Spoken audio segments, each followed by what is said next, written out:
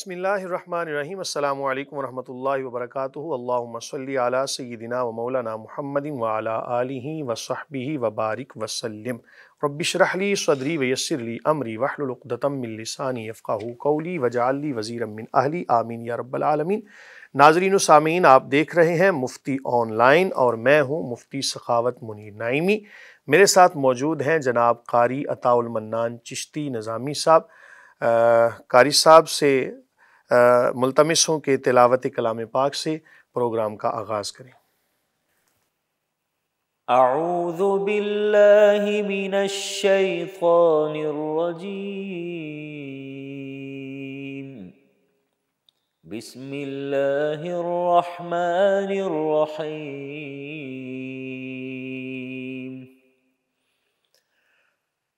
ومن يطع اللہ والرسول فأولئك مع الذين أنعم الله عليهم من النبيين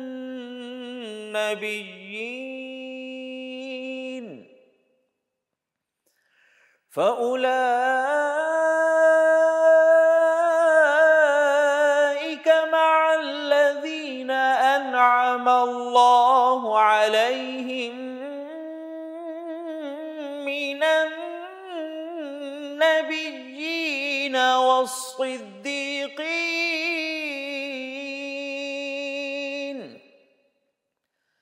والصديقين والشهداء والصالحين،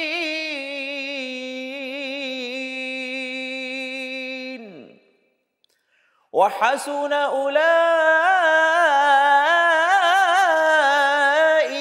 رفيقا، ذلك الفضل من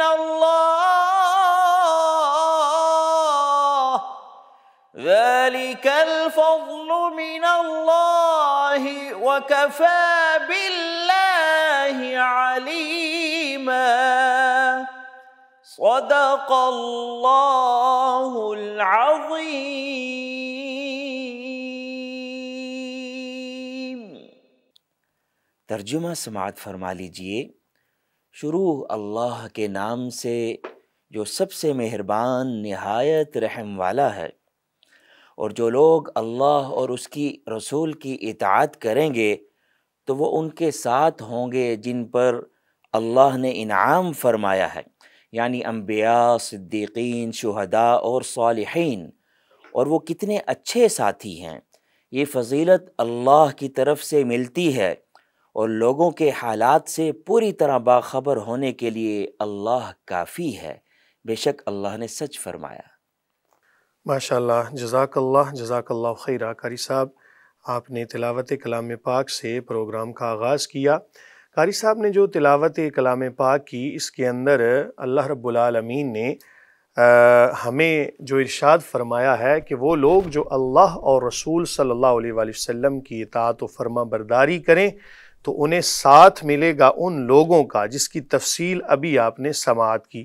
یہ آیت، اس کا شان نزول کچھ یوں ہے کہ حضرت ثوبان رضی اللہ عنہ، آپ حضور نبی کریم صلی اللہ علیہ وآلہ وسلم سے بے پناہ محبت رکھتے تھے، اور یقیناً مسلمان کا ایمان ہی تب کامل ہوتا ہے کہ جب ہر چیز سے بڑھ کے حضور نبی کریم صلی اللہ علیہ وآلہ وسلم سے محبت ہو، اور یہ محبت صرف ظاہری الفاظ سے نہیں ہونی چاہیے بلکہ حقیقی محبت، ہمارے ہر عمل سے حضور نبی کریم صلی اللہ علیہ وآلہ وسلم کی محبت کا اظہار ہونا چاہیے، ہمارے جسم سے، ہماری باتوں سے، ہمارے معاملات سے، ہمارے الفاظ سے، علی ھذا القیاس روزمرہ زندگی کے تمام تر معاملات حضور نبی کریم صلی اللہ علیہ وآلہ وسلم کی سنتوں کے عین مطابق گزاریں گے تو پھر ہمیں دعویٰ نہیں کرنا پڑے گا کہ ہم نبی کریم صلی اللہ علیہ وآلہ وسلم سے محبت کرتے ہیں۔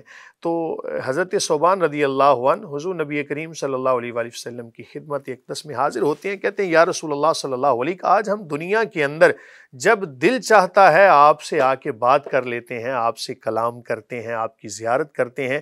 یا رسول اللہ صلی اللہ علیہ، کل قیامت کے دن تو آپ مقام محمود پر ہوں گے، جنت میں بھی اعلیٰ مقام میں ہوں گے، تو وہاں پر تو ہم آپ سے ملاقات کیسے کر سکیں گے؟ ایک سوال پیدا ہوا، اور صحابہ کرام علیہم رضوان کا یہ طریقہ تھا کہ بہت ساری باتیں حضور نبی کریم صلی اللہ علیہ وآلہ وسلم سے سماعت کرتے، اور دیکھیں کہ ان کے سوال کرنے کی وجہ سے آج ان کے جوابات سے ہم بھی استفادہ کر رہے ہیں۔ تو کریم آقا علیہ الصلوۃ والسلام نے ابھی کوئی جواب ارشاد نہیں فرمایا، تو اللہ نے قرآن نازل فرما دیا کہ خلاصہ اس کا یہ ہے کہ جو جس سے محبت کرتا ہے پھر اسی کا ساتھ اسے نصیب ہوتا ہے۔ تو ناظرین کرام، جیسا کہ آپ احباب جانتے ہیں کہ یہ ہمارا جو پروگرام ہے یہ سوال و جواب کی نشست پر مشتمل ہوتا ہے۔ آپ احباب کے سوالات ہمیں موصول ہوتے ہیں، ہم ان سوالات کا قرآن و سنت کی روشنی کے اندر جواب عرض کرتے ہیں۔ آپ احباب ہم سے رابطہ کر سکتے ہیں سکرین پر دیے گئے نمبرز کے ذریعے۔ اس کے علاوہ آپ ہمیں سوشل میڈیا پر بھی جوائن کر سکتے ہیں، آپ اپنے سوالات ہمیں بھیج سکتے ہیں، ہم انشاءاللہ العزیز پوری ایمانداری کے ساتھ قرآن و سنت کی روشنی میں ان کے جوابات عرض کریں گے۔ تو قاری صاحب، آج کے کون سے سوالات ہمیں موصول ہوئے تاکہ ان کے جوابات عرض کیے جا سکیں؟ جی مفتی صاحب، آج کا پہلا سوال زین عباس سبی سے پوچھتے ہیں کہ میں اکثر وقت کی کمی کی وجہ سے سنت غیر مؤکدہ نہیں پڑھتا، کیا عادتاً یا وقت کی کمی کے باعث سنت غیر مؤکدہ چھوڑنے کی شرعاً گنجائش ہے؟ بسم اللہ الرحمن الرحیم۔ دیکھیں، ایک ہے عادتاً سنت مؤکدہ یا سنت غیر مؤکدہ کا چھوڑنا، اور ایک ہے وقت کی کمی کے پیش نظر۔ تو ان دونوں میں تھوڑا سا فرق سماعت کر لیجئے۔ عادتاً کوئی بھی عمل چھوڑنا یہ نقصان کا باعث ہے۔ دیکھیں، حضور نبی کریم صلی اللہ علیہ وآلہ وسلم کی ہر سنت کے اندر کوئی نہ کوئی ایسی حکمت ضرور پوشیدہ ہے کہ جہاں تک ہماری سوچ بھی نہیں جا سکتی، حضور نبی کریم صلی اللہ علیہ وآلہ وسلم نے وہ اعمال کر کے ہمیں بتا دیا کہ ان اعمال پر اگر عمل کرو گے تو اس کے بہت سارے فوائد ہیں۔ ایک ہے وقت کی کمی کے پیش نظر۔ وقت کی کمی کے پیش نظر تو آپ سنت غیر مؤکدہ ہو یا سنت مؤکدہ اس کو چھوڑ سکتے ہیں، لیکن عادت بنا لینا کہ نبی کریم صلی اللہ علیہ وآلہ وسلم کی سنت کو پڑھائی نہ جائے، تو یہ یوں سمجھیں کہ بدبختی کی علامت ہے۔ اور کریم آقا علیہ الصلوۃ والسلام فرماتے ہیں، جس کا مفہوم ہے کہ من ترک سنتی لم ینل شفاعتی، او کما قال علیہ الصلوۃ والسلام، کہ جس بندے نے جان بوجھ کر میری سنت کو ترک کر دیا اس کو میری شفاعت نہیں ملے گی۔ تو آپ اندازہ کریں کہ کیا یہ چھوٹی بات ہے کہ جس کو نبی کریم صلی اللہ علیہ وآلہ وسلم کی شفاعت نہ ملے؟ تو اس لیے عادتاً اس کو چھوڑنا، اس سے پرہیز کیا جائے، اور وقت کی کمی کے پیش نظر جس طرح کہ بعض صورتیں ایسی ہوتی ہیں کہ جن کے اندر سنت مؤکدہ ہو یا غیر مؤکدہ ان کو چھوڑنے کی اجازت ہوتی ہے، لیکن اس پر عادت بنا لینا یہ بدبختی کی علامت ہے، اس سے پرہیز کیا جائے۔ یاد رکھیں کہ سنت مؤکدہ یا غیر مؤکدہ یہ وہ چیزیں ہیں کہ جن کے پڑھنے میں اتنا ثواب ہے کہ جب بندہ ان کی فضیلت کو سنتا ہے یا پڑھتا ہے نا تو حیرت میں گم ہو جاتا ہے کہ اتنا ثواب۔ اس کی ایک مثال آپ کے گوش گزار کرتا ہوں کہ حضور نبی کریم صلی اللہ علیہ وآلہ وسلم فرماتے ہیں، جس کا مفہوم ہے کہ جو بندہ عصر سے پہلے 4 سنتیں ادا کرے، نوافل کا ذکر ہے چونکہ معروف سنت کا لفظ ہے اس لیے میں سنت کا لفظ بول رہا ہوں، کہ جو بندہ عصر سے پہلے 4 رکعتیں ادا کرتا ہے، اللہ رب العالمین اس کے جسم کو جہنم سے آزاد فرما دیتا ہے۔ تو آپ اندازہ کریں کہ اتنی تھوڑی سی محنت کے بدلے میں ہمیں کتنا ثواب مل رہا ہے۔ تو اگر عصر سے پہلے 4 سنتیں پڑھنے میں کامیابی مل رہی ہو تو یہ کوئی گھاٹے کی بات نہیں ہے۔ اس لیے کوشش کرنی چاہیے کہ فرائض کی ادائیگی کے ساتھ ساتھ سنت پر بھی مواظبت اختیار کی۔ پوچھنا تھا کہ عادتاً اگر روزانہ چھوڑتا ہے تو اسے کبیرہ گناہ ہوگا یا صغیرہ ہوگا؟ دیکھیں، گناہ تو بہرحال گناہ ہے، اور جس گناہ کو ہلکا سمجھ کے کیا جائے نا، ہلکا سمجھ کے، وہی گناہ اس بندے کے لیے وبال جان بن جاتا ہے۔ حضور نبی کریم صلی اللہ علیہ وآلہ وسلم کا ایک فرمان ہے جس کا مفہوم ہے کہ کوئی بھی گناہ ہلکا سمجھ کے نہ کرنا اور کوئی بھی نیکی چھوٹی سمجھ کے چھوڑ نہ دینا۔ ہو سکتا ہے اللہ رب العالمین اسی ایک گناہ پر گرفت فرما لے، تو بہرحال شریعت کی روح سے گرفت تو نہیں ہے، لیکن بہرحال بدبختی کی علامت ضرور ہے۔ اگلا سوال زاہد نواز بہاول نگر سے پوچھتے ہیں کہ میرے والدین کا انتقال ہو چکا ہے، لیکن وہ اکثر مجھے خواب میں ملتے ہیں۔ جب آنکھ کھلتی ہے تو مجھے لگتا ہے وہ مجھ سے کچھ کہنا چاہتے ہیں۔ یہ خیال مجھے بہت پریشان کر دیتا ہے، برائے مہربانی رہنمائی فرمائیں، مجھے کیا کرنا چاہیے؟ دیکھیں، انسان بعض دفعہ جو کچھ دن کے اندر معاملات کرتا ہے نا، وہی چیزیں اس کو خواب کے اندر نظر آتی ہیں، اور بعض دفعہ کسی ایک چیز کے بارے میں ہم سوچتے رہتے ہیں اور وہی چیز ہمیں خواب کے اندر نظر آ جاتی ہے۔ دنیا سے جانے والوں کا خواب کے اندر نظر آنا یہ ایک معمولی بات ہے، اور اس پر کوئی زیادہ پریشان نہیں ہونا چاہیے۔ میں آپ کو خواب کے بارے میں ایک اصول بتا دیتا ہوں۔ اگر تو کوئی اچھا خواب ہو تو یہ سمجھ لیں کہ اللہ تعالیٰ کی طرف سے ایک مسلمان کو تحفہ ہے۔ اچھے خواب آنا اللہ تعالیٰ کی طرف سے ہے، اور برے خواب آنا، ڈرونے خواب آنا، حضور نبی کریم صلی اللہ علیہ وآلہ وسلم اس حوالے سے فرماتے ہیں، جس کا مفہوم ہے کہ اگر شیطان تمہارے ساتھ حالت نیند کے اندر کھیلے تو پریشان نہ ہو۔ اس کا طریقہ بھی بتا دیا کہ صبح اٹھ کے تو اپنے بائیں کندھے کی جانب تھوک دیں اور اللہ رب العالمین کی پناہ میں آ جائیں، شیطان سے پناہ مانگ لیں کہ مولا کریم میں تیری پناہ میں آتا ہوں شیطان مردود سے۔ تو یہ ایک اس خواب کی جو نحوست ہے اس سے بچا جا سکتا ہے۔ یاد رکھیں کہ اگر اچھا خواب آئے تو اس کو بیان کر دیں، اور اگر کوئی برا خواب آئے تو اس کو بیان بھی نہیں کرنا چاہیے، بس اللہ رب العالمین سے توبہ استغفار کرنی چاہیے کہ مولا کریم مجھے یہ لگ رہا ہے کہ میرے گناہ زیادہ ہیں۔ بہرحال فوت شدگان کا خواب کے اندر آنا، اگر کوئی ایسی صورتحال ہو تو ان کی طرف سے صدقہ کر دینا، اسی کے اندر عافیت ہے، اور صدقہ یقیناً مستحسن عمل ہے، اور اس کا فائدہ مرنے والے کو ہوتا ہے۔ صدقہ جاریہ کے طور پر ان کے لیے کوئی عمل ایسا کر دیں، اسی کے اندر عافیت ہے۔ برا خواب دیکھیں تو کوئی دعا بھی ہے ایسی کہ وہ پڑھی جائے تو اس سے کوئی فائدہ حاصل ہو؟ بس شیطان سے پناہ مانگ لیں، مطلب آپ اللہ تعالیٰ کی پناہ میں آ جائیں۔ اعوذ باللہ پڑھ دیں، اعوذ باللہ من الشیطان الرجیم پڑھ دیں، لا حول ولا قوت الا باللہ العلی العظیم پڑھ لیں، اور پھر یاد رکھیں کہ اس خواب کو، جو برا خواب ہو، کسی کے سامنے تذکرہ کرنے سے پرہیز کریں۔ جی مالا کنڈ سے اگلا سوال شامل کرتے ہیں۔ فضل شیر پوچھتے ہیں کہ میں اکثر سفر میں رہتا ہوں، میری رہنمائی فرمائیں کہ دوران سفر یعنی چلتی بس میں، ٹرین میں یا کار میں نماز کی ادائیگی کیسے کی جائے؟ بسم اللہ الرحمن الرحیم۔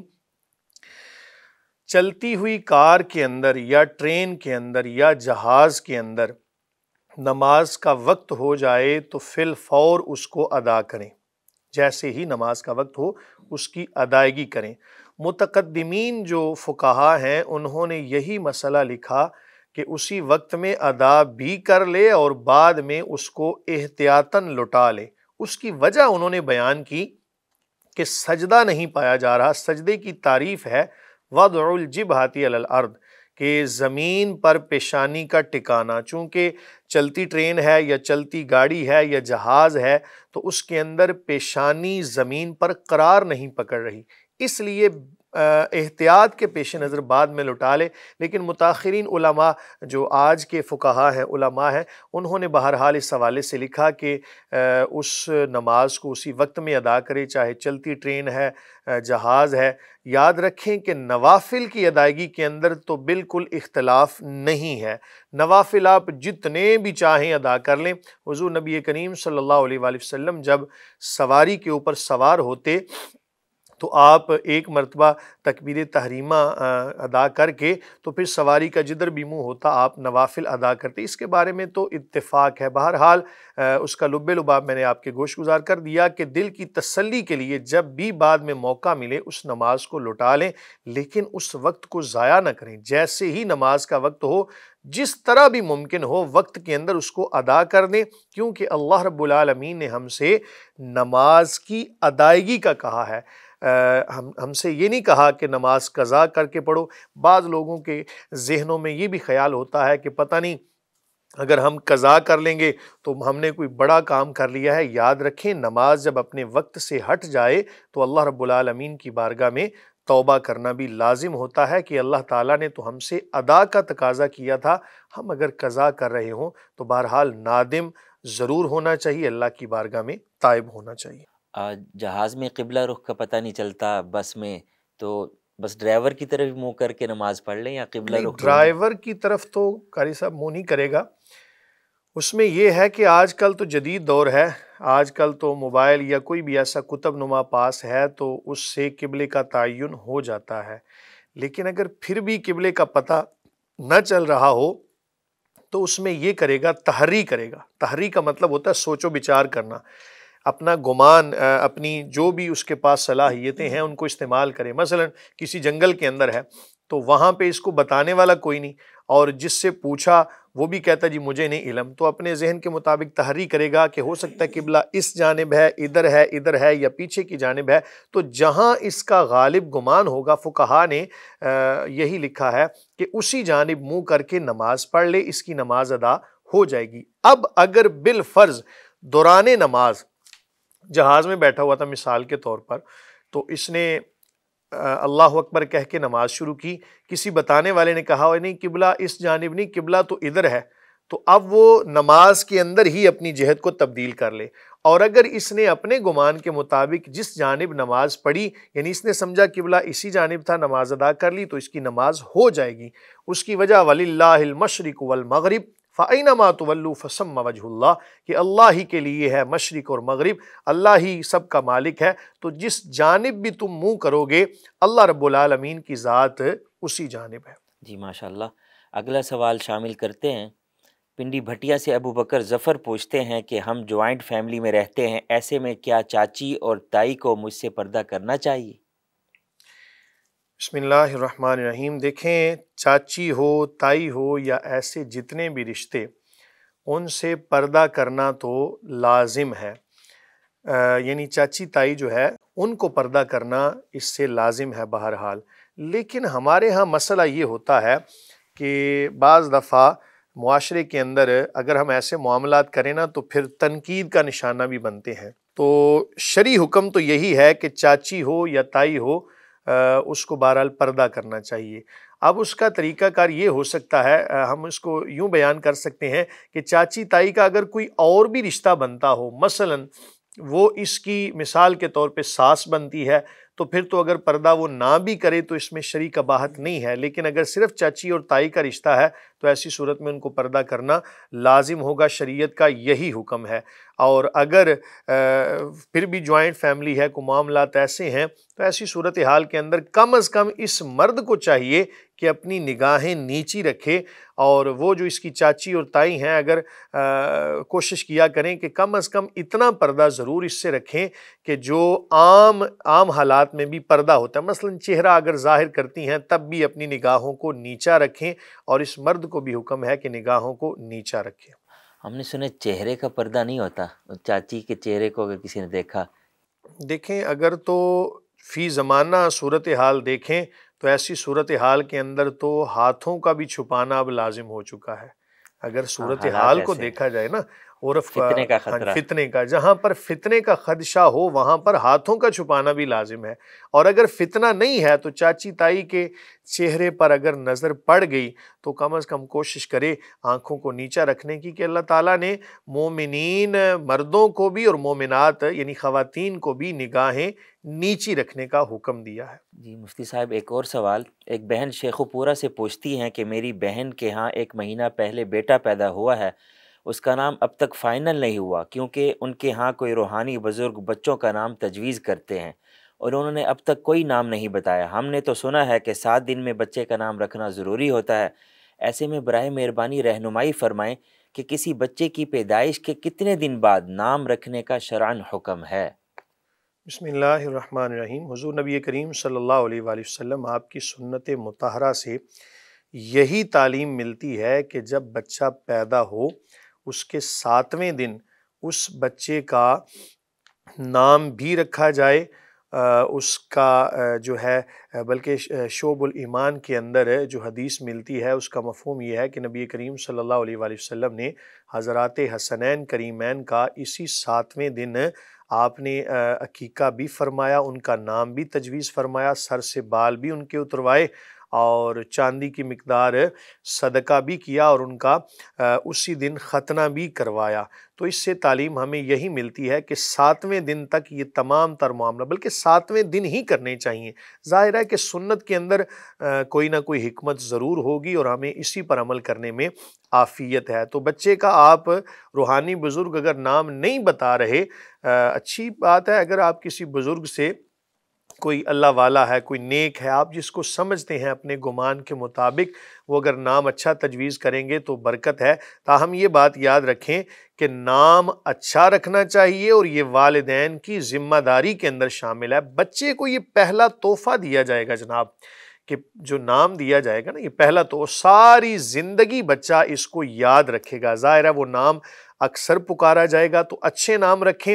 حضور نبی کریم صلی اللہ علیہ وآلہ وسلم کی تعلیمات کے مطابق جناب آپ انبیاء کے نام پر نام رکھیں، صحابہ کرام علیہم رضوان کے نام پر نام رکھیں، بلکہ حضور نبی کریم صلی اللہ علیہ وآلہ وسلم کا مبارک نام محمد صلی اللہ علیہ وآلہ وسلم تو ہر بچے کے نام کے ساتھ رکھنا چاہیے۔ اس کے بعد جو مرضی آپ نام رکھ سکتے ہیں، لیکن بہرحال اچھا نام رکھنا۔ اگر وہ بزرگ نہیں بتا رہے تو 7ویں دن تک اس کا نام تجویز کر دیں۔ اگر بالفرض 7ویں دن تک نہیں رکھا تو پہلی ہی فرصت میں بچے کا نام اچھا تجویز کریں۔ اگلا سوال ندیم شوکت لاڑکانہ سے پوچھتے ہیں کہ میری بیوی کا انتقال ہو گیا ہے۔ میری بیوی بہت نیک عورت تھی، لیکن جب اسے دفنایا جا رہا تھا تو مجھے خاندان کے بڑے بزرگوں نے کہا کہ تمہارا نکاح بیوی کا سانس نکلتے ہی ٹوٹ گیا تھا، اب وہ تمہارے لیے نامحرم ہے، اب تم اسے دیکھ یا چھو نہیں سکتے۔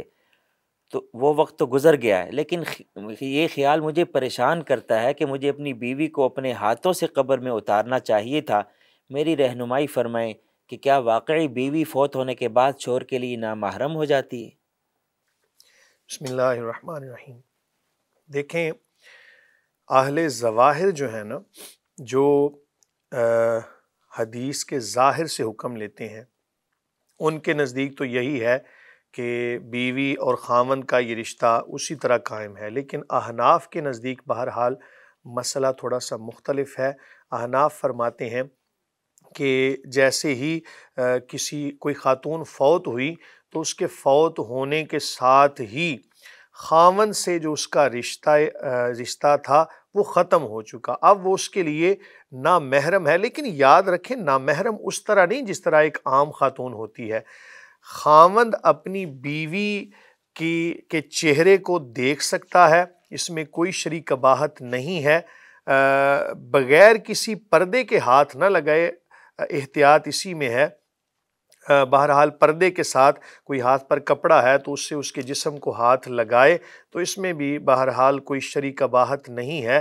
لیکن جہاں تک بات ہے کہ بہت زیادہ لوگ غلو کر جاتے ہیں، کہتے ہیں جی وہ خاوند اس کی میت کو نہ تو کندھا دے نہ ہی اس کو قبر میں اتارے۔ بھئی اگر کوئی اور بندہ موجود نہیں ہے تو خاوند کپڑے سے پکڑ کے اپنی بیوی کو قبر میں اتار سکتا ہے، اور اس کی میت کو کندھا دینے میں بالکل کوئی کسی قسم کی قباحت نہیں، بلکہ اس کو کندھا دینا چاہیے۔ بھئی زندگی کے اندر اس نے اس کے سارے بوجھ اٹھائے ہوئے تھے، اب وہ دنیا سے گئی ہے تو اس کی میت کو کندھا دینے میں یقیناً ایک عام مسلمان جو ہے اس کی میت کو کندھا دینے میں اتنا ثواب ہے، تو یہ تو پھر زندگی میں اس کی بیوی تھی۔ بہرحال جہاں تک معاملہ آپ نے پوچھا، سوال کا جہاں تک تعلق ہے، تو چھونا اگر ضروری ہو تو پھر پردے کے ساتھ چھوئے، اور قبر میں اتار سکتا ہے، میت کو کندھا دینے میں کوئی شرعی قباحت نہیں۔ جی شکریہ مفتی صاحب، آپ کا بھی بہت شکریہ جو اپنے سوالات ہمیں بھیج رہے ہیں۔ امید ہے مفتی صاحب کے قرآن و سنت کی روشنی میں دیے گئے جوابات سے آپ کو خوب رہنمائی ملی ہوگی۔